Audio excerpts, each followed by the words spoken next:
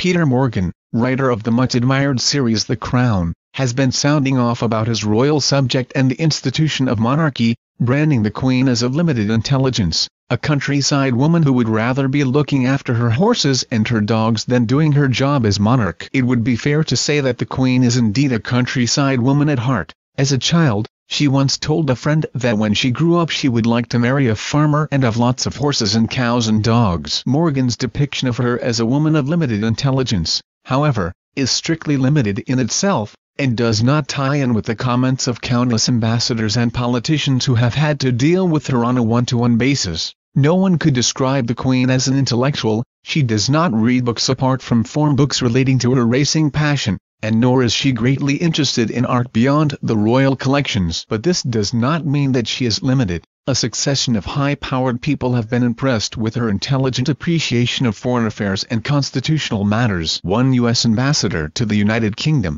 Raymond Seitz, described her as a perfectly delightful person, natural, funny, interested, professional. First Lady Eleanor Roosevelt, no mean judge of character, met the 16-year-old Princess Elizabeth and was impressed, writing that she was quite serious and with a great deal of character and personality. She asked me a number of questions about life in the United States and they were serious questions. Winston Churchill met the princess for the first time at Balmoral when she was just 2.5. Afterwards, writing about her to his wife Clementine, "She is a character. She has an air of authority and reflectiveness astonishing in an infant." Later, after her accession in February 1952, he became her prime minister and firm friend. Although admittedly their conversations were often centered on racing, she has her areas of concern too. The Commonwealth has long been close to the Queen's heart and she has taken a particular interest in its affairs, notably the politics of South Africa and Zimbabwe, a subject on which her views did not combine with those of her Prime Minister,